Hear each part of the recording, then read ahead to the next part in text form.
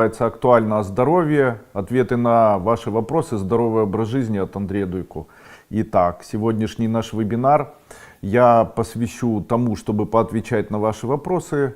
И начнем. Итак, Ирина. Здравствуйте, Андрей Андреевич. У мамы 65 лет, глаукома, сухость и жжение в глазах. Капли не помогают. Подскажите, пожалуйста, чем можно помочь? Как известно, глаукома, как правило, возникает на фоне повышенного внутриглазного давления. Вы знаете, есть целый ряд способов, которые, во-первых, почему это происходит, как бы основа этого всего заключается в том, что у человека хронические воспалительные процессы в глазных структурах. Это может быть на фоне аллергии или это может быть хроническими заболеваниями, блефорит, конъюнктивит и так далее. Сейчас я об этом скажу. Общие проблемы с кровеносными сосудами, допустим, атеросклероз, или проблемы, связанные с сосудами или артериями шейного отдела, спинномозгового канала и так далее. Врожденные анатомические особенности и даже климак. Все это может приводить к появлению внутриглазного давления. И несколько слов о том, как же все же с этим бороться. Одна из самых фундаментальных причин возникновения глаукомы — это прежде всего, конечно же, повышение внутриглазного давления. Это, как правило, всегда так происходит.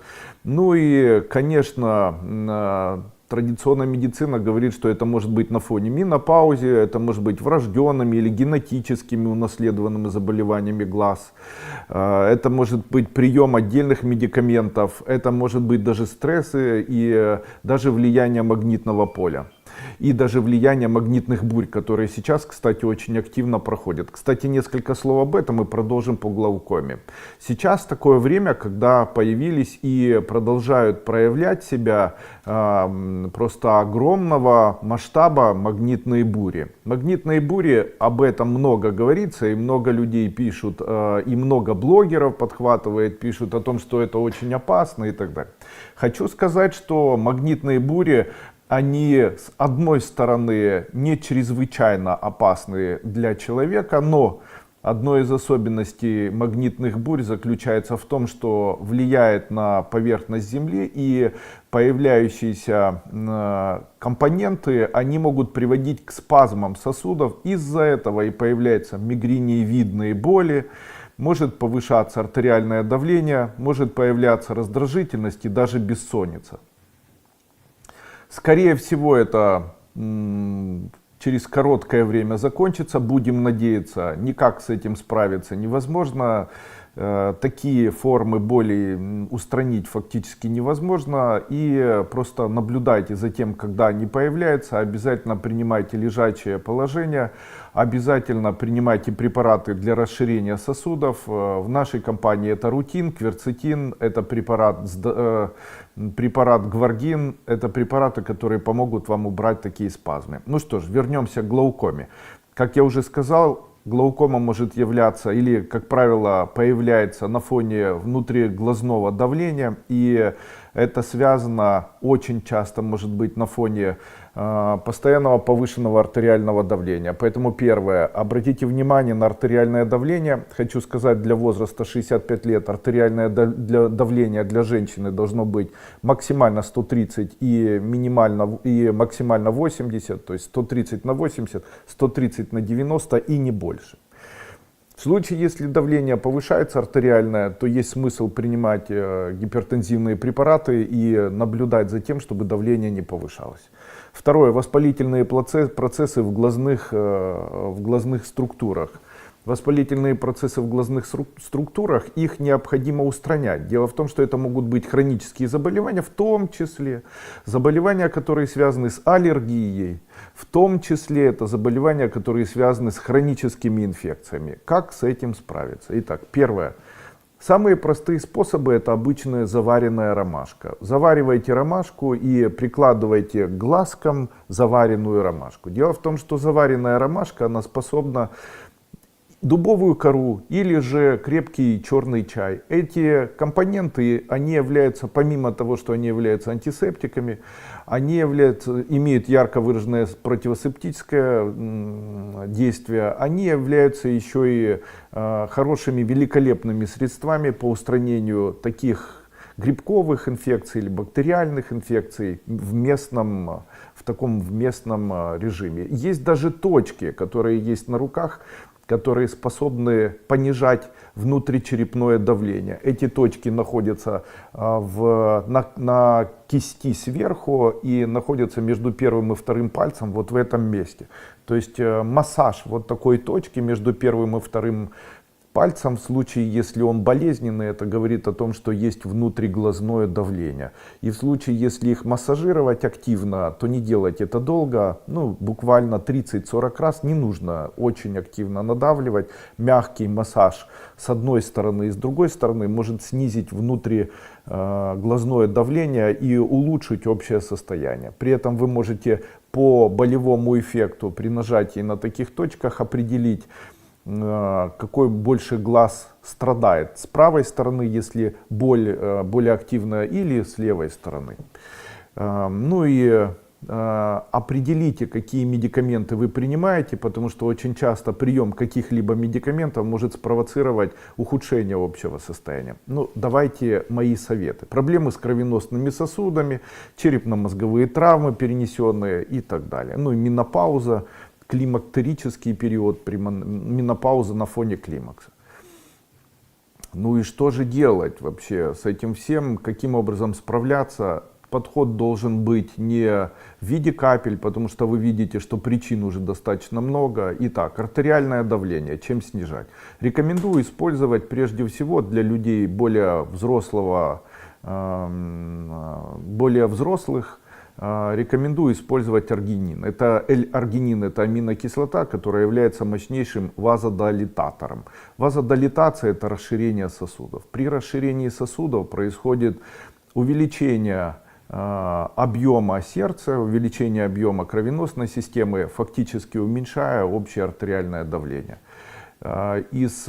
Далее обратитесь обязательно к кардиологу для назначения и определения стабильного артериального давления. Начните производить измерения артериального давления и подберите те препараты, которые максимально подходят вашей маме.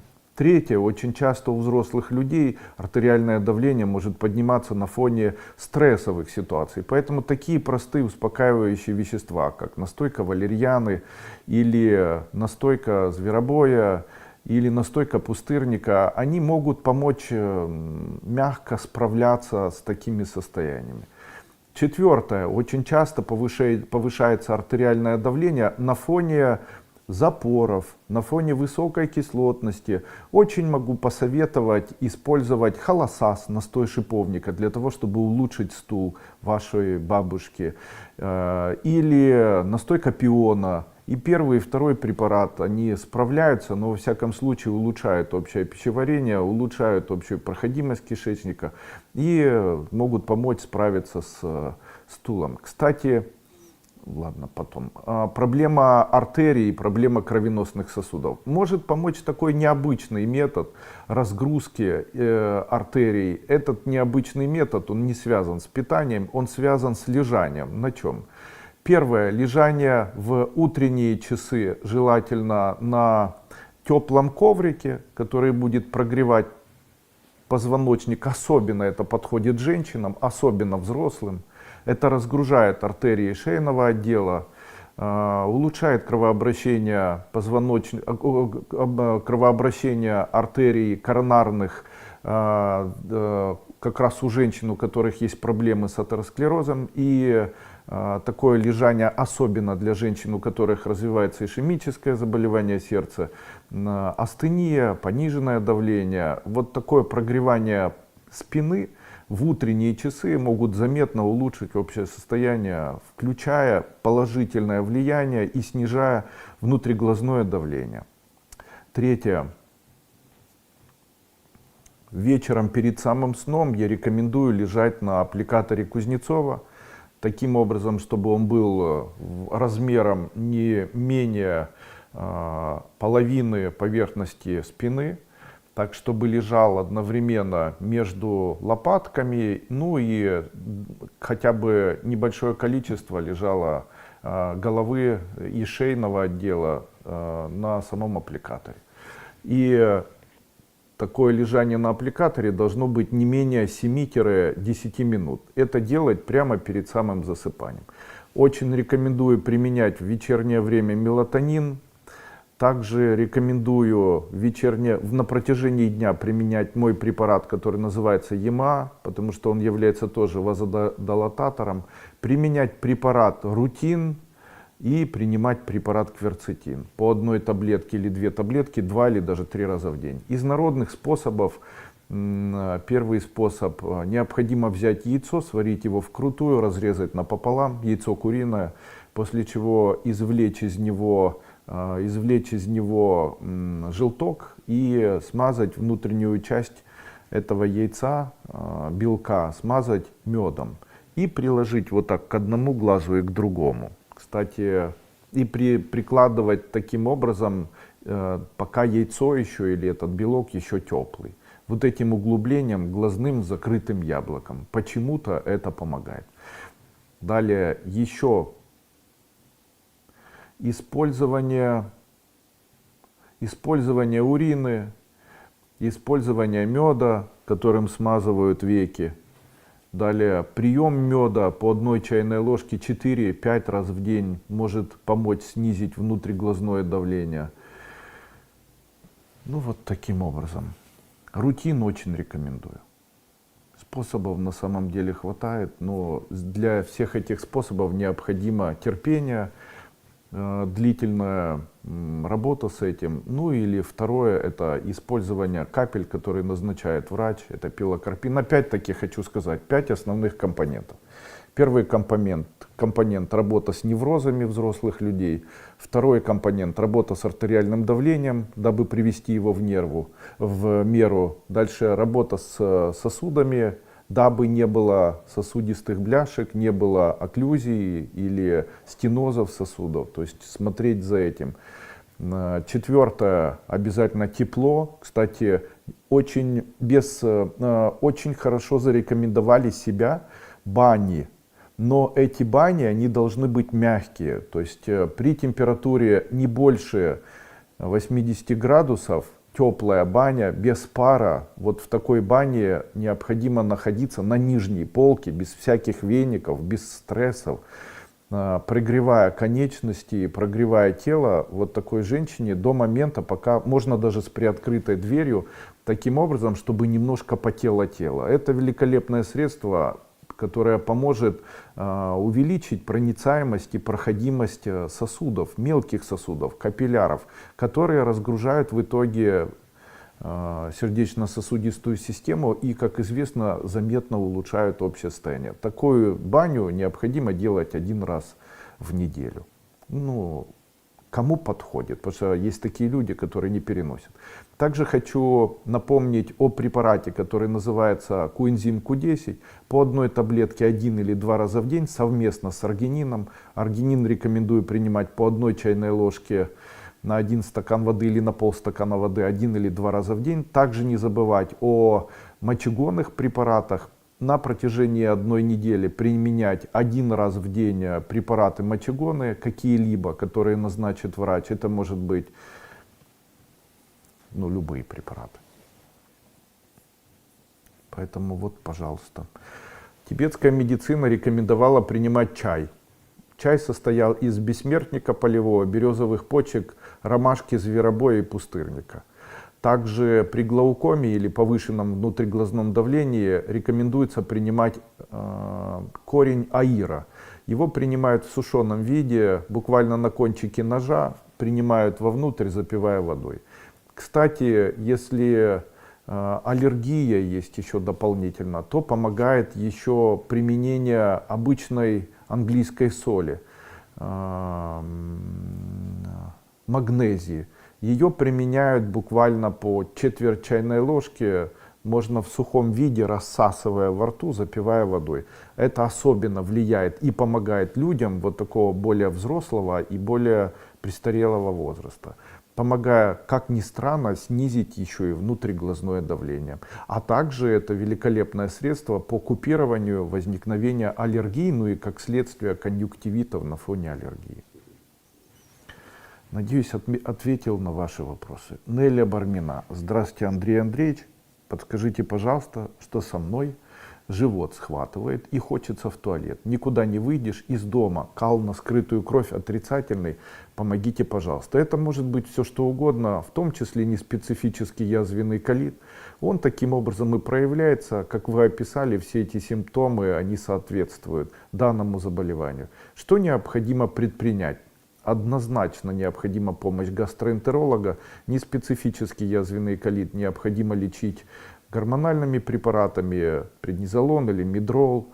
Но я со своей стороны могу сказать, что почему-то очень хорошо зарекомендовало себя применение в высоких дозировках вещество пепсин. Вы можете приобрести пепсин.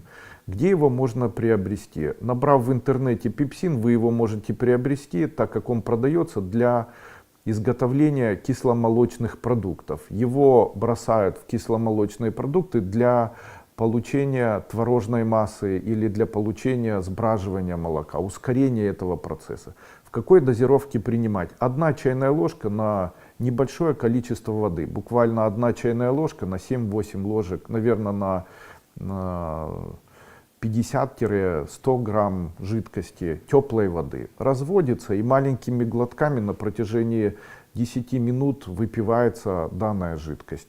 Обычно применение 2 или 3 раза в день на протяжении 3-4 дней может помочь вам купировать данную вот такую форму острого колита. Но хочу вам сказать, что это все, как правило, связано с отеком слизистой оболочки желудка и всего желудочно-кишечного тракта, и поэтому в дальнейшем лучше не при улучшении общего состояния, лучше не дожидаться, когда станет еще хуже, а все же обратиться к врачу, который назначит вам антацидные препараты, сульфасалазин, скорее всего, назначит вам препараты. Что я со своей стороны могу посоветовать? Применяйте, народ советует пить глину, то есть применяйте мой препарат, который называется калин. 1 столовая ложка на 1 стакан воды, применяйте такую водичку 1 или 2 раза в день, принимая по 1 стакану. Также обязательно купите в аптеке электролиты для того, чтобы их пить, потому что обезвоживание это тоже очень может привести к очень тяжелым дальнейшим последствиям. Поэтому пейте побольше воды.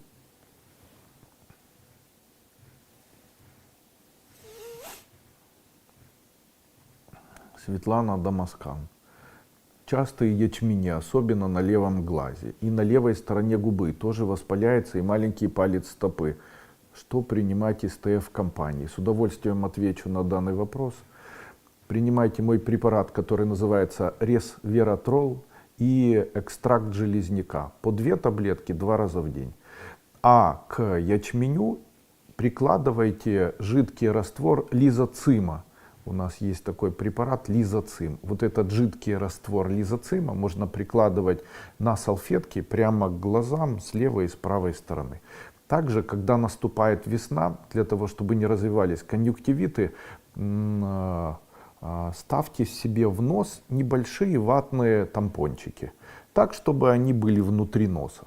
И ходите на протяжении дня с этими ватными тампончиками. Это хоть и выглядит где-то не по-медицински, но зато очень эффективно борется с аллергенами, которые могут попадать на слизистую оболочку носоглотки. И как раз весной вот сейчас такие самые яркие обострения. Также очень рекомендую попринимать препарат, который называется Геммортан. Принимайте его следующим образом. Если у вас конъюнктивиты и в случае, если у вас вот такие высыпания на губе, и это у вас явление, которое появляется и проявляется на протяжении всей вашей жизни, то я очень рекомендую пройти курс очищения крови. Данный курс очищения крови можно пройти, принимая мой препарат Геммортан. Принимайте его необычным следующим образом. Первый день на ночь 6 таблеток перед самым сном. Со 2-го дня по 2 таблетки 3 раза в день, а на 7-й день начинайте принимать 2 таблетки утром, 2 таблетки вечером. Курс лечения 1 месяц. После такого лечения вы увидите, как согреются ваши конечности, улучшится общее самочувствие. исчезнут в дальнейшем конъюнктивиты, и уже сыпи какие-либо на поверхности слизистых оболочек появляться не будут. Также есть в моей компании препарат, ну это как бы не обязательно, который называется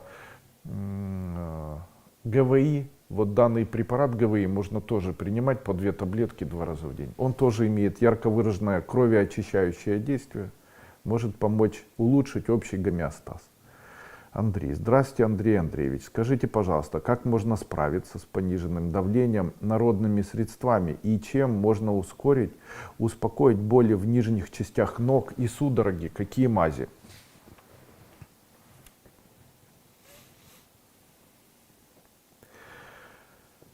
Вот эти судороги, которые у вас возникают, и они имеют, вы же инвалид, и эти судороги, они возникают у вас за счет того, что исчезает циркуляция. И формируется полинейропатия. Чем лечится полинейропатия? Она лечится либо неврологическими препаратами. Какие препараты? Обязательно, вот хорошо было бы обратиться к неврологу, чтобы назначил правильные препараты. Какие? Ну, противосудорожные, это может быть там вальпрокам, карбамазепин, фенлепсин. Опять-таки, я не назначаю, я просто говорю, какие вот нужно было бы, скорее всего, вам назначить. Второе, что необходимо делать? Дело в том, что вы, как правило, находитесь в одной позиции и делаете это на протяжении целого дня. Вот эту позицию необходимо менять. Каким образом? Обратитесь к тому человеку, который вам помогает, и попросите, чтобы переворачивали вас не только, чтобы вы на спине лежали, а переворачивали вас таким образом, чтобы колени были поджаты под грудь, чтобы одна нога была вытянута, а другая была под вами и так далее. То есть, чтобы вы лежали какое-то время на спине, чтобы колени были поджаты и голова стояла вверх. Вот таким образом делайте это, или пусть кто-то помогает вам это делать. Таким образом будет происходить такая йогическая асана, в которой ваше тело будет находить новые опорные или активировать те опорные мышцы, которые в этих позах, в которых вы находитесь, не активны. Поэтому, когда вы массаж не поможет, к сожалению. А вот если начать вот таким образом складываться, то вот такие позы, они могут существенно помочь вам. Какие есть, что необходимо знать для того, чтобы давление артериальное повышалось? Артериальное давление, как правило, повышается на фоне того, что у человека есть спазм сосудов или сжимание сосудов. К таким препаратам, которые могут приводить к спазмам, к сжиманиям, являются все абсолютно средства с ярким запахом. Первое. Чесночная настойка. Каким образом она изготавливается? Берете чеснок или сок чеснока, отжимает кто-нибудь этот сок чеснока и смешивает. 1 чайная ложка сока чеснока с 1 чайной ложкой обычной спирта или водки. Водки лучше. И принимается следующим образом. Принимается так. 1 капля на ложку воды или ложку молока. Первый день 1 раз в день, второй день 2 капли, третий день 3 капли, четвертый день 4 капли. Так до 15 капель или до 14 капель и в обратную сторону. И вот такие циклы, после чего делается пауза 3-4 дня. И вот такие циклы можно повторять. Есть великолепное средство, называется таурин. Оно тоже стимулирует. Гинка билоба стимулирует. Радиола стимулирует. Дальше мирта и капли из мирты стимулируют и повышают давление. Далее из таких повышающих давление веществ могут быть куркума, может быть мускатный орех. Это может быть еще настойка малиновых листьев. Настойка малиновых листьев. 1 столовая ложка малиновых листьев заваривается 1 стаканом кипятка. Принимается по полстакана 2 раза в день. Это поднимает артериальное давление, стимулирует. Чай каркаде в горячем виде поднимает артериальное давление, в холодном снижает. Какие можно мази использовать при этом, тоже известно. Мази необходимо использовать, в котором будут находиться обычный йод. То есть можно изготовить масс следующим образом. Берется обычный вазелин, в этот вазелин добавляется 30-40 капель йода, добавляется шалфей, ароматическое масло шалфея, чабреца и чайного дерева. Можно одно из них, можно по 10 капель, можно даже больше. На какое количество вазелина? Ну, где-то на 1-2 столовые ложки, не принципиально. После чего вот такой смесью, которую необходимо сохранять в холодильнике, можно смазывать те места, где вы испытываете активную боль. Они стимулируют циркуляцию и успокаивают нервную систему и восстанавливают при этом ткани нервной системы. Очень желаю вам выздоровления. Тетяна Бондаренко. Добрий вечір, шановний Андрій Андрійович. Дуже рада вас бачити. Бажаю вам міцного здоров'я, щастя вашої родини. Дуже дякую, мені дуже приємно. Навзаєм. Добрый вечер, Андрей Андреевич. Все участь. Здрасте, здрасте, здрасте. Подскажите, пожалуйста, от чего появляется рак челюсти и как можно помочь организму излечиться? Есть много теорий, почему появляется онкология. Одна из теорий заключается в том, что после того, когда обнаружили цикл, который называется цикл жизни клетки или цикл Кребса, это обмен веществ, который осуществляется в клетке, оказалось, что каждая клетка нашего организма, она должна перерождаться. Но происходит какой-то сбой, и такая клетка, она не перерождается, она соединяется с другими клетками в каскад и становится отдельным органом. Причем она становится бессмертной. И одна из проблем, которая существует на сегодняшний день в ходе лечения заболеваний онкологии, заключается в том, что онкологические опухоли, они бессмертны. Кстати, есть даже исследования, которые доказывают, что даже после смерти человека, у которого есть опухолевидное новообразование, его опухоль может еще какое-то время самостоятельно развиваться. То есть можно сказать, что она неконтролируема центральной нервной системой или гуморальной системой и может развиваться самостоятельно. То есть это говорит о том, что опухоль — это как бы особая внедренная жизнь, которая каким-то образом сама развивается. Для чего я это все рассказал? По моему мнению, почему так происходит? По моему мнению, для того, чтобы... Из-за чего происходит? По моему мнению, есть несколько теорий, и одна из этих теорий — это теория молочной кислоты. Для того, чтобы наши митохондрии наших клеток функционировали, им необходимо питание. Таким питанием является глюкоза.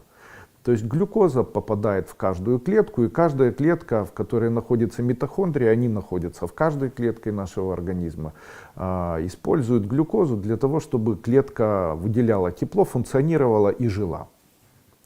При этом, когда что происходит в этот момент? Согласно теории цикла Кребса, в этот момент митохондрия выделяет определенные кислоты, их несколько. Это молочная кислота, пировиноградная и аромамасляная. Происходит это за счет фермента, который называется пируват-киназа, тумор М4.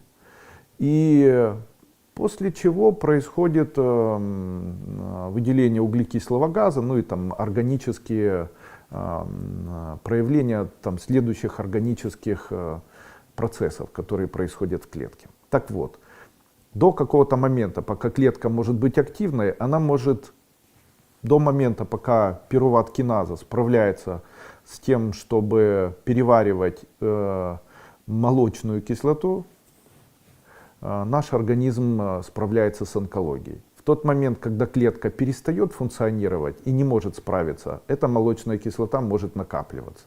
Почему это происходит? И по моему мнению, это может происходить за счет непроницаемости мембран, мембран клетки.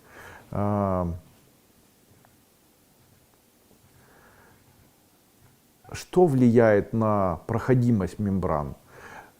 Проходимость мембран зависит от энзимов, которые помогают проходить этим клеткам или этим мембранам дышать. А дыхание клетки происходит за счет двух компонентов. Это калий и натрий. И это называется калий-натриевым насосом. сбой при увеличении калия или при увеличении натрия. При увеличении натрия это может быть на фоне, допустим, ацидоза, а увеличение калия на фоне алкалоза. То есть это либо очень высокая кислотность крови, либо очень низкая кислотность крови. Ну и одно и другое выводит организм из состояния равновесия, изменяя общий гомеостаз. Таким образом накапливается от клетки молочная кислота. Не знаю, вы что-нибудь поняли или нет. Вот в тот момент, когда молочная кислота появилась в клетке, то эта клетка, она не может справиться с ней, отключается процесс влияния на клетку пируват-киназы. И в этот момент клетка, она начинает сама по себе функционировать. То есть она считает себя самостоятельной и начинает разрастаться, объединяясь в каскад с другими клетками, создавая такой конгломерат. Это может быть связано с чем угодно, как со стрессами. Знаете, когда говорят там голод или там любое движение, это основа нашей жизни, формирование молочной кислоты. Но есть тайна. Эта тайна заключается в том, что молочная кислота может расщепляться. И она может расщепляться за счет аммиака. За счет аммиака. Но мы как бы об этом говорить не будем, потому что если я сейчас это скажу, то тогда это будет не очень хорошо, потому что то, что я бы мог сказать, оно будет будоражить там умы и сознание. Но я хочу посоветовать вам определенный препарат. Чем на сегодняшний день влияют на клетку? Клетку онкологическую, ее можно убить определенными веществами. Это химиотерапия, вы, наверное, знаете. Это доксирубицин, там, ликоплакин, там, целый ряд определенных препаратов, которые назначаются. Также существует понятие, которое называется гормонотерапия, когда считается, что увеличение увеличение гормонов может повлиять. С этим я тоже согласен. Кстати, назначают инозитол. В нашей компании тоже есть. Я, кстати, рекомендую использовать инозитол тоже. Инозитол подавляет чрезмерное выделение прогестерона или эстрадиола или тестостерона в случае, если это в огромном количестве. Кстати, сейчас очень много есть мужчин, которые слушают видео всевозможные, где говорят, что похудеть необходимо или там можно похудеть мужчине с большим животом, если принимать большое количество тестостерона. Это неправильно. Любое повышение тестостерона в дальнейшем может привести к появлению опухоли. Это 100%. Именно поэтому снижение тестостерона, чрезмерное увеличение тестостерона может привести к опухолям. Точно так же, как и у женщин. Чрезмерное увеличение какого-либо из гормонов половых может в дальнейшем привести к тому, что появятся онкологические заболевания. В этом случае может помочь препарат инозитол, который может существенно улучшить общее состояние. Кстати, при климаксе инозитол прямо великолепно помогает. Поэтому инозитол и климактерикс — это два препарата, которые просто потрясающее действие имеют при климактерическом расстройстве. Ну и вернемся все-таки к теме. И второй препарат, наша химиотерапия, она каким образом действует? Она влияет на всю систему нашего организма, но в особенности, каждая из наших клеток, она может справиться с токсическим веществом в тот момент, как онкологическое новообразование, оно накапливает такое вещество и накапливает его до момента, пока не начинает саморазрушаться. Но такое накопление, оно должно быть максимальным. Именно поэтому общее системное токсическое отравление организма в целом происходит максимально. И дождаться необходимо того момента, чтобы в самом онкологическом новообразовании появилось увеличение потенциала или потенции данного вещества. Увеличилось его содержание в самой клетке. И это длительный процесс, токсический процесс, болезненный процесс, тяжелый для всего организма, так как происходит процесс такого заполнения токсического. Существует другой способ, это способ апоптоза, это выборочное накопление веществ. И есть некоторые вещества, которые являются экологически чистыми, которые я, по моему мнению, очень бы рекомендовал, так как информацию об этих веществах несложно найти в интернете. Какие это вещества? Это вещества, которые изготовлены в моей компании, под моим руководством. Первое вещество — это бетулиновая кислота. Имеет ярко выраженные свойства, накапливается в онкологических новообразованиях путем апоптоза. Апоптоз — это отмирание, выборочное отмирание клеток, которыми поражена мишень органа, орган-мишень. И в том числе и выборочно поражая метастазы. Об этой бетулиновой кислоте очень много написано. Второй препарат — бетулин. Прошу не путать бетулин и бетулиновую кислоту. Это совершенно два разных препарата, хотя изготовлены из одного и того же сырья, из пигмента коры белой березы. И данные вещества являются совершенно разными по своему воздействию, поэтому рекомендую принимать и первое, и второе совместно. Третий препарат, о котором очень много написано, это ресвератрол. Четвертый препарат — это кверцетин, который широко используется в данный момент в качестве дополнительной терапии при лечении онкологических новообразований.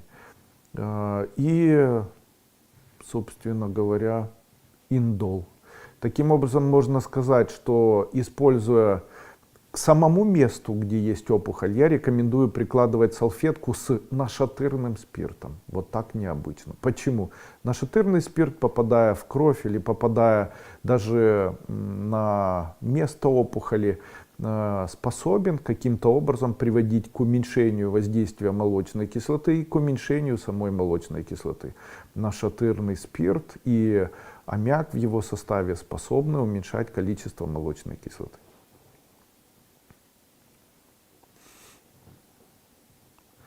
И, конечно же,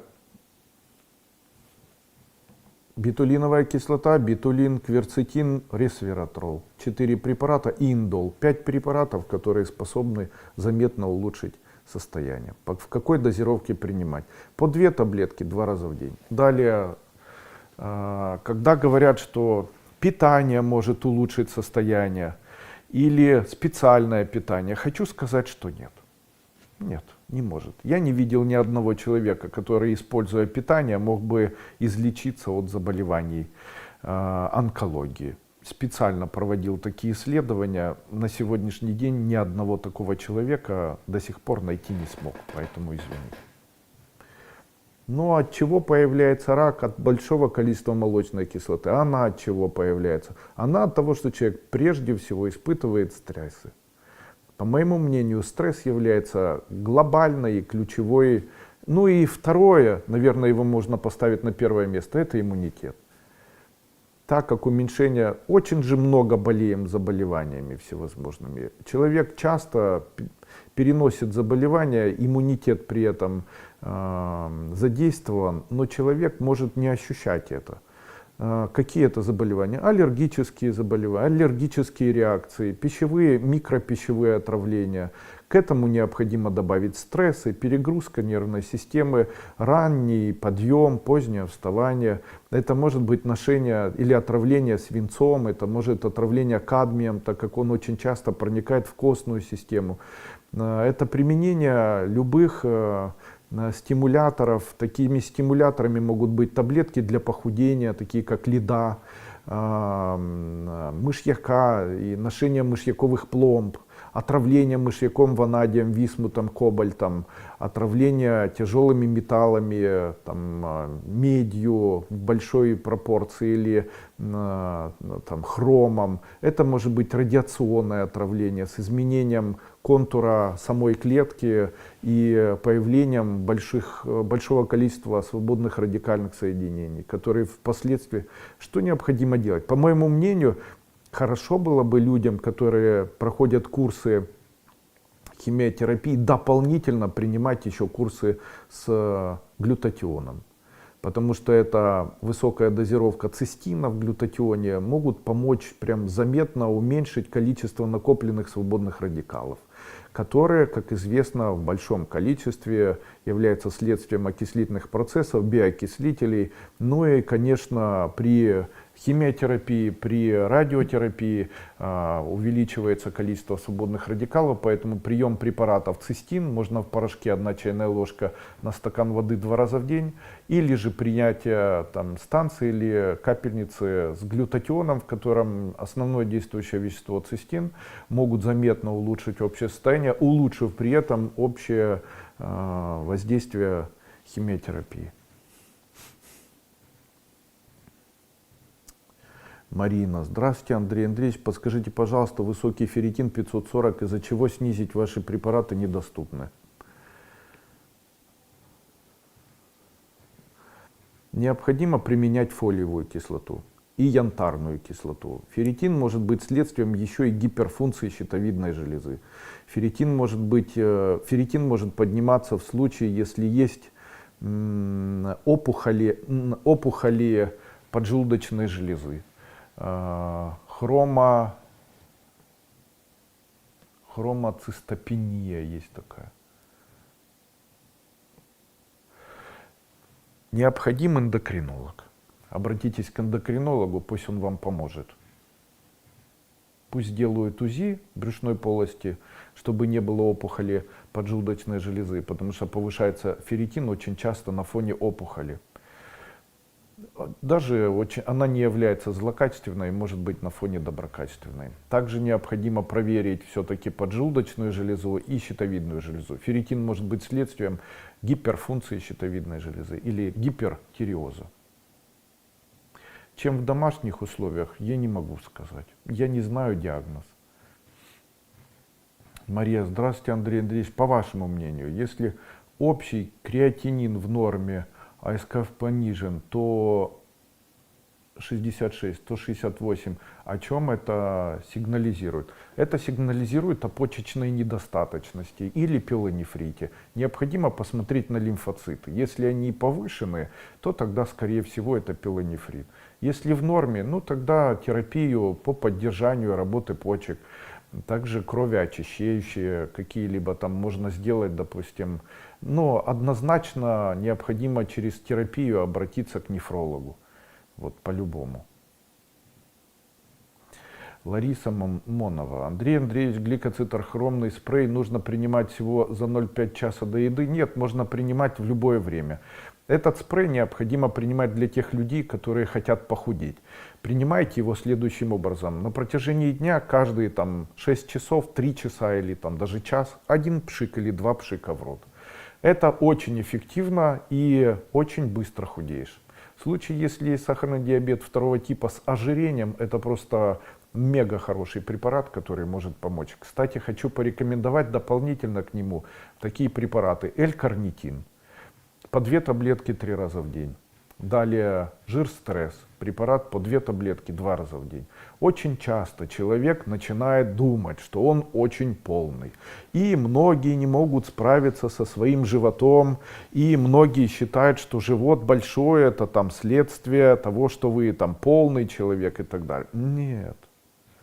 Большой живот это следствие отека, который, как правило, возникает на фоне печени. Наша печень, она, как правило, в верхней части больше всего выпирает. И любое увеличение печени приводит к тому, что живот становится такой вздутый, большой, красивый. Что необходимо делать? Необходимо поддержать печень. Чем? Печень любит аминокислоты. Какие? Любит цистин, L-карнитин, любит мой препарат Тантал, любит препарат Битулин. Тем самым, также есть у меня великолепный препарат, называется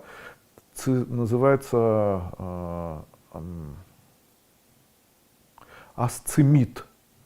Вот эти препараты хорошо принимать по 2 таблетки 2 раза в день. Или капельницы можно с глютатионом сделать.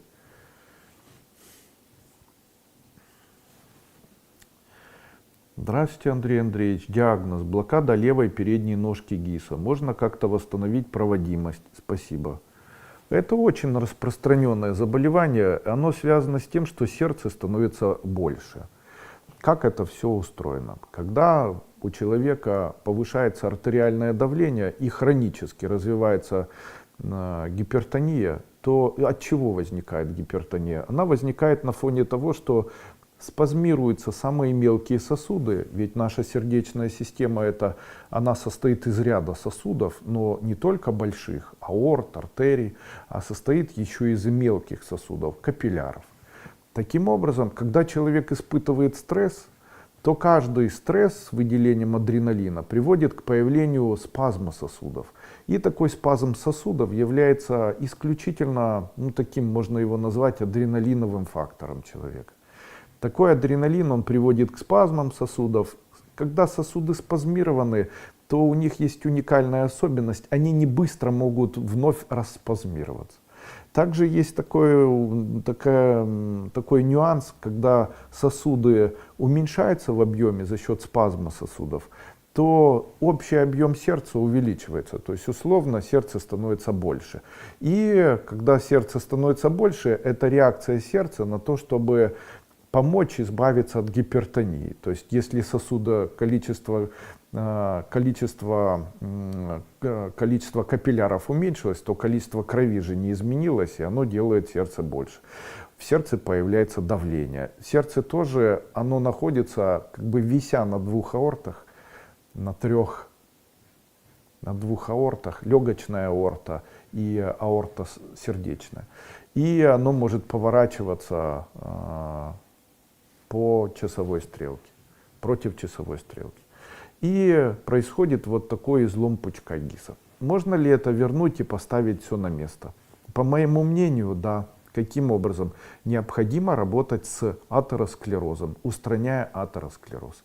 А это процесс длительный. Каким образом можно устранять атеросклероз? Это препараты рутин, это препарат кверцетин, препарат тонизон, препарат ЕМА. Вот эти препараты необходимо принимать. Есть ли народные способы бороться с атеросклерозом? Тибетский сбор. Великолепно себе зарекомендовал, прямо очень рекомендую. Великолепное средство от атеросклероза еще и к дыханию. Неглубокое, интенсивное. Называется оно тратака. То есть человек садится и активно дышит. Но днем возле елочки, на которую светит солнце. Потому что озон, который выделяется, способен, проникая в кровь, бороться с атеросклерозом. Применение вовнутрь дополнительно еще и кукурузного нерафинированного масла. Еще хорошо масло, которое называется маслом как же это называется, зернышко, сейчас скажу, в котором большое количество сквалена. Не сорга, а амарант, масло амаранта. Его тоже можно приобрести. Ну, продолжим. Итак, тибетский сбор. Тибетский сбор, он себя зарекомендовал как раз при лечении атеросклероза и действительно может на время замедлить вот такие процессы. Аргинин, кстати, тоже очень рекомендую. И тибетский сбор готовится следующим образом. По 50 грамм следующих растений. Березовые почки, ромашка, зверобой, бессмертник. Смешивается между собой, в кофемолке это все перемалывается или на мясорубке, смешивается, получается должна такая неполная 3-литровая банка, заваривается следующим образом. 1 столовая ложка данной смеси на 1 стакан кипятка. Принимать по 1 стакану 1, 2 или даже 3 раза в день. И, по моему мнению, и плюс обязательно контролировать артериальное давление. Прямо в обязательном порядке. На протяжении дня. То есть утром проснулись, измерили, в обед измерили, вечером измерили. Таким образом, необходимо подобрать препараты таким образом, чтобы артериальное давление было не больше и не поднималось больше 130 на 80. Сразу же вопрос такой: Андрей Андреевич, вот у меня артериальное давление не поднимается, но высокий пульс. А это уже другое дело. Это говорит о том, что, скорее всего, период увеличения сердца достиг максимума, и уже, наверное, применение гипертензивных препаратов помогает сердцу справляться с артериальным давлением, собственно говоря, но развивается ишемическое заболевание сердца. И в этом случае уже необходима стимуляция сердца. Каким образом можно производить стимуляцию сердца? Когда необходима стимуляция сердца? Когда у человека сильная отдышка, то есть человек не может дышать. с чем это связано? Для того, дыхание наше происходит следующим образом. Оно напрямую связано с нашим сердцем. Когда сердце полностью сжимается, у нас происходит выдох. Когда сердце расширяется, у нас происходит вдох. Но когда сердце не сжимается до конца, то у нас включается такая реакция, и нам хочется как бы вдохнуть глубже или вдохнуть более сильно. Как бы не хватает кислорода. Это такое банальное объяснение. И для того, чтобы это было, мы как бы не можем вдохнуть. О чем это говорит и что необходимо с этим делать? Поможет обычный валидол. Можно взять небольшое количество валидола в рот и делать глубокие вдохи и глубокие выдохи. Почему? Валидол расслабляет сердце, устраняет вот этот кузубец, который возникает на пленке, и может, в общем-то, устранить и не довести до появления инфаркта. Ну и после того, сколько таких вдохов-выдохов? Медленных вдохов и выдохов желательно на открытом воздухе. А через 10-15 минут можно выпить 1/4 рассосать нитроглицерина, так как в нем находится азот, и он способен стимулировать работу легких и до конца дожимать или убирать вот этот процесс, как же называется, депрессии какого-нибудь из стенок сердца. Ну вот, условно так, банально по-человечески объяснил.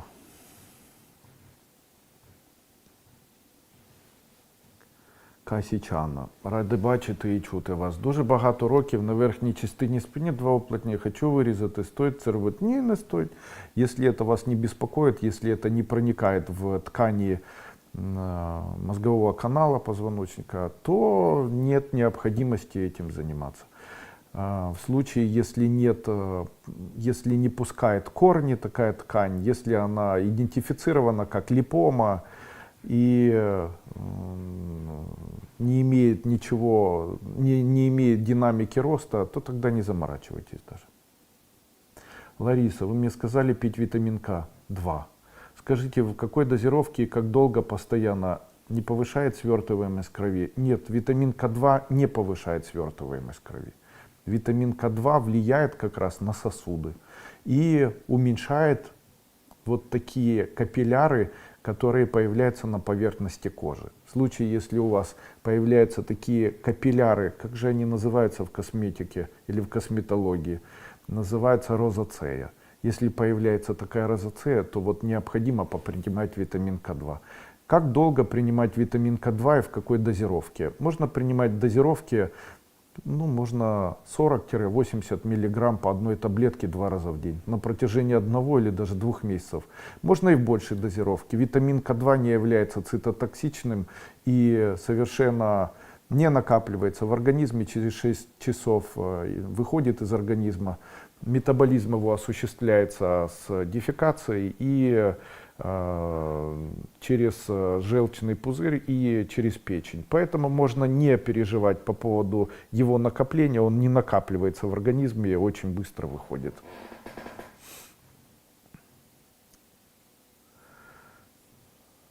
Так. Ирина Алейкина. Можно узнать, чем лечить саркоидоз? В моей компании ранее был такой препарат, который назывался эмбриональная жидкость, эмбриональный эликсир. Очень зарекомендовал себя препарат при лечении данного заболевания. Использовали его следующим образом. 1 чайная ложка на 1 стакан воды или физраствора, что лучше. Что являлось изготовлением фактически смеси. После чего такую смесь необходимо было держать в холодильнике. После чего бралась камера ингалятора, но не небулайзер, а компрессионный ингалятор с маской для лица. И необходимо проводить такие ингаляции 2 раза в день, утром и вечером. На фоне этого применять препарат «Здоровые легкие» и «Туберсол». Принимать их по 2 таблетки 3 раза в день и такие ингаляции делать сначала 10 дней по 2 раза в день, а после чего перейти и делать такие ингаляции 1 раз в день. Удлинялась длина дыхания, улучшалось общее состояние легких. Катюша Вишневская. У внука тик с 5 лет, сейчас 11. Тики сильные. Мы устали морально. Как помочь мальчику? Для того, чтобы не развивались тики, есть альфа-липоевая кислота. Почитайте о ней. Применяйте альфа-липоевую кислоту по 2 таблетки 3 раза в день. Также начните давать Magnum Cit 300, мой препарат, по столовой ложке на стакан воды 1 или даже 2 раза в день. Можно еще аргинин, четверть чайной ложки с водичкой, так, чтобы принимал желательно в утреннее время. Андрей Андреевич, очень болит пятка при ходьбе и в покое, если это не шпора. Если это не шпора, то пятка может болеть еще и в случае подагры, потому что подагра может являться, как убрать и шпору, и подагру. Натирайте место боли обычным нашатырным спиртом. Ставьте скалку такую для того, чтобы раскатывать тесто, желательно деревянную. И вот такой скалкой катайте стопу. Сырой картофель лушпайка. Это очистка, которая сходит с картофеля, когда его очищают. Вот этой сырой стороной, не там, где кожура, а уже с другой стороны, ее необходимо к месту боли прикладывать, желательно на ночь. И спать не в шерстяных носках, а в хлопчатобумажных, а сверху можно шерстяной носок. Но так, чтобы там была вот эта очистка прямо на месте этой боли. Ну и хорошо очень нашатырным спиртом. Помогает еще, помните состав, я говорил, яйцо и уксус. Светлана Стасевич. Здравствуйте, Андрей Андреевич. Почему у мамы образовался тромб в ноге? С начала лечения за 2 дня поразилась вся нога аж до сердца. Чудом жива осталась. Что рассосать? Ксарелта помогли частично. Как правило, такие тромбы являются следствием появления высокого индекса протромбинового, то есть повышается протромбиновый индекс. От чего это происходит? Как правило, это происходит на фоне внутренних кровотечений. Или же высокого холестерина, или же высокого артериального давления. Почему это происходит? Аллергия еще может быть. Как правило, у взрослых людей это происходит на фоне мощнейшего стресса и там, длительного запора, такого активного переживательного процесса. Что необходимо делать? Смотрите, начните принимать аспирин. Второе, по 1 таблетке 1 раз в день. Второе, начните принимать аскорбиновую кислоту. Начните принимать янтарную кислоту. По 1 таблетке 2 раза в день. Это заметно уменьшит тромбообразование. Принимайте антикоагулянты. Принимайте антикоагулянты из народных антикоагулянтов. Это самое простое, это череда. 1 чайная ложка на стакан воды и березовые почки. Из моих препаратов рутин, кверцетин по 2 таблетки 3 раза в день. Здравствуйте, пожалуйста, упала, спазм, сильная боль слева в районе поясницы. Больно двигаться, как быстро восстановиться? Не знаю, может быть это ушиб, попробуйте использовать троксивозиновую мазь. Вообще, я бы рекомендовал все же обратиться к врачу, чтобы поставили диагноз. Вы знаете, могут быть такие процессы, которые вначале нам кажутся безобидными, там растянуло, упало, ушиб, а могут быть и не безобидными, потому что там небольшой ушиб, там, с небольшой трещиной, с ним необходимо работать по-другому, потому что в дальнейшем неправильное срастание или неправильное заживление может приводить к патологиям, к патологическим изменениям там, хрящевой сумки, общего там, сустава и так далее. Поприкладывайте уксус просто к этому месту. Но хотел бы, наверное, чтобы вы все же обратились к врачу. Прошли 2-ю ступень. У меня зуд по телу, не знаю, как лечить, помогите, пожалуйста. Зуд по телу может быть следствием клеща. Это может быть следствием клеща, это может быть следствием чесотки, это может быть нейродермит на фоне переживаний. Так вот однозначно не знаю. С чего начать? Самый простой способ — это купить серную мазь. Вообще очень рекомендую, великолепное средство. Купите серную мазь, разведите ее, вот как написано, смажьте тело и после чего смойте это все. И посмотрите, если после этого зуд исчезнет, то тогда продолжать ничего не нужно. Очень рекомендую прямо. Она в том числе и при клещах, каких-то поражениях. Нейродермит — это уже другое заболевание. Я думаю, что зуд по телу, это может быть синдромами какими-либо. Смотрите, при свинке зуд по телу, может быть при коклюше, при скарлатине. При скарлатине вообще, если боль в горле и зуд по телу, то это может развиваться скарлатин. В любом случае есть смысл обратиться к врачу, если зуд не пройдет после серной мази. Если пройдет, тогда скажите мне спасибо. Здравствуйте, добрый вечер. У внука 4 годика не заживает вена на руке выше локтя. Уже больше 2 месяцев, как можно помочь, как видите, заживет? Конечно, заживет. Скорее всего, она зажила, просто вам кажется, что рубец, который образовался, это и есть вена. На самом деле нет. Скорее всего, там все уже зажило, просто рубец темный, и вот он так проявляется. Нет, ничего не увидел плохого. Заживет. Наталья Савицкая. На теле большое количество липом. Липом, наверное, да? Что можно сделать? Большое количество липом является следствием доброкачественного перерождения жировой ткани, которая формирует вот такие липомы. Каким образом устраняется? Применением первое, глютатионовые капельницы, 10 и более штук. Второе, L-карнитин необходимо принимать не менее 2-4 таблеток 2 раза в день. Это все безопасно. Далее специальная диета, в ходе которой максимальное уменьшение употребления углеводов на протяжении длительного периода времени. Никакого спорта, никакого алкоголя, устранения вредных привычек. Далее следить за тем, чтобы происходил постоянно отток желчи. Он может происходить, если человек занимается физической активностью, но я вам не рекомендую прямо активность физическая в виде бега, приседаний и тяжестей, а ходьба. В день не менее 30 минут, и до часа. Прямо ходить. На улицу выходите, хотите или не хотите, ходите.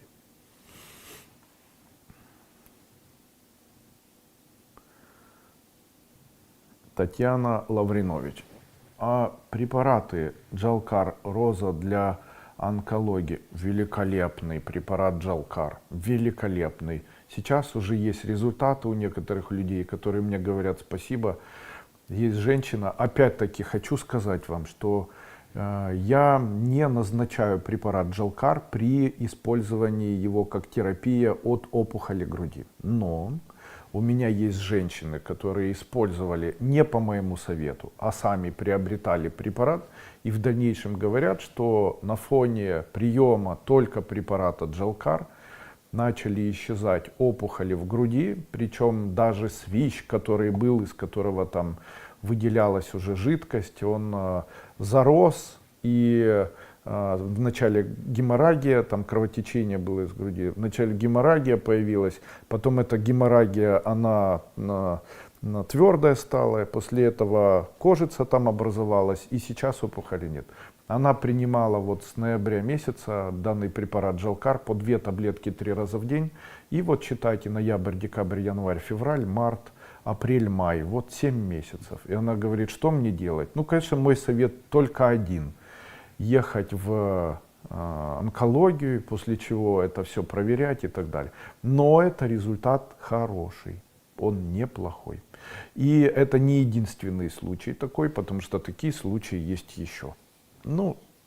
Тем не менее, я не говорю, что это гарантия того, что у человека исчезает опухоль груди, что это вылечивает опухоли злокачественные и так далее. Если бы они вылечивали, то, наверное, я бы об этом трубил первый. Роскошного вечерка, Андрей Андреевич. Спасибо. Подскажите, что делать при резком похудении от стресса, чтобы кожа была упругой и не обвисала, а то щеки впали совсем. Берите зеленый чай, заваривайте 1 чайная ложка на стакан воды. И в такой чай добавляйте 1 столовую ложку сливочного масла. Пейте такой чай 2 или даже 3 раза в день. Быстро наберете вес и очень хорошо будете выглядеть. Уберите из рациона кофе. Вот абсолютно уберите. Увеличьте сон. И все вот эти проблемы с обвисшей кожей исчезнут. Почему нет субтитров? Это сложно. У многих стариков слух пониженный, а послушать хочется. Милая Галина, спасибо за то, что вы это сказали, но это же прямой эфир. А если прямой эфир, то субтитров не может быть. Как сделать субтитры, милая? Я лично не знаю. По-моему, субтитры делает YouTube после того, когда видео записалось, и после того, когда оно публиковалось, спустя сутки. Вот завтра я сделаю субтитры, и вы сможете читать. Сегодня, к сожалению, эта функция недоступна. И не называйте никого стариками. Они не старики, они просто взрослые люди. Я не люблю это слово. А внуку 4 года и 3 месяца не разговаривает. Анализы все в норме. Можете посоветовать, чтобы ребенок начал говорить. Необходимо сделать следующие тренажеры. Возьмите, сделайте так. Положите разные вкусы. Так, сладкое, кислое, острое, перченое, еще какое-то. И давайте ему, пусть откроет ротик, и давайте ему, чтобы к языку дотрагивайтесь этими вкусами. Далее работа с цветами. Разные цветные картинки, разные какие-либо фигурки. Одна холодная, одна теплая и так далее. Что это будет делать? Дело в том, чтобы запустить речь, необходимо сформировать правильный синаптический, семантический, синаптический ряд. Как бы сформировать до кучи семантику. Она может сформироваться в случае, если у ребенка есть переизбыток тактильных ощущений. Поэтому любые переизбыток различных тактильных ощущений, вкусовых, звуковых, тактильных, они могут помочь ребенку быстрее начать разговаривать. Поэтому вот именно таким образом это все делается. И делаете вот такие тренажеры 1, 2, 3 раза в день. Музыку включайте 1, 2, 3, 4, 5, 6, 7. Дуйте то холодным воздухом, то горячим. Пусть поставьте 2 ванночки, одна с холодной водой, пусть лед будет там, а другая с теплой. Сюда вмокает руку, вторую руку сюда, сюда вмокает руку, вторую руку, и так много раз. Ветром подули, холодным ветром, потом теплым, холодным ветром, потом теплым. И вот такие стимуляции, они могут помочь запустить общую семантику, скласть ее до кучи так, чтобы ребенок начал разговаривать. Почему у меня под правым ребром в области желудка до и после еды бурчит и ночью не дает спать? Что поможет СТФ? Бурчит 12-перстная кишка. И почему там бурчит у вас? Вероятнее всего это связано с метеоризмом, который вероятнее всего связан с тем, что есть бактериологические какие-либо проблемы кишечника. Что необходимо с этим делать? Я очень рекомендую принимать мой препарат Каолин, Лизоцим Экстра и препарат, который называется Антитокс Драй. Возьмите 1 чайную ложку Антитокс Драй и 1 или 2 чайные ложки Каолина. Разболтайте это в стакане воды и добавьте туда, ничего не добавляйте, и пейте 2 раза в день. Дополнительно принимая Лизоцим Экстра по 2 таблетки 2 раза в день. Это в комплексе улучшит. Также такое состояние может быть при неврозах, которые могут повоздействовать на поджелудочную железу. И в этом случае очень хорошо попринимать панкреатин, а на протяжении дня любые ферменты для поджелудочной железы.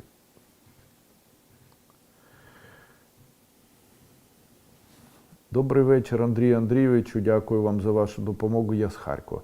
Чи треба нам виїхати з міста в зв'язку з теперішніми обставинами? Так, виїжджайте. Чим швидше, тим краще. Они не перестанут бомбить, они будут бомбить сейчас все сильнее и сильнее, разрушая целые дома. Поэтому выезжайте, не дадут жизни. Не дадут. Будут бомбить Харьков и будут рушить дома, уже это происходит. Это ужасно.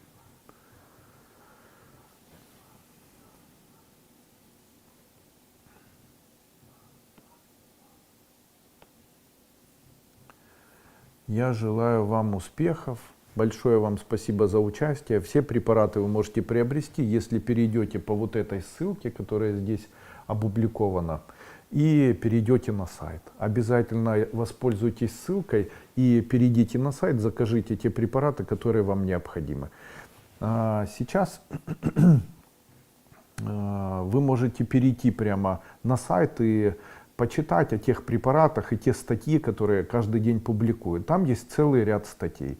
И в поисковике вы можете набрать там, что делать при артрозе тазобедренного сустава, или там, как успокоить себя, ну и так далее. Все эти вопросы мной уже озвучены, и вы их можете найти прямо на сайте. Я желаю всем здоровья, успехов и прежде всего здоровья. Здоровье, как известно, является самым важным фактором для человека, потому что полжизни думает, что важно деньги, полжизни думает, что важна семья, и там полжизни думаешь еще что-то. До момента, пока не понимаешь, что здоровье — это самое важное.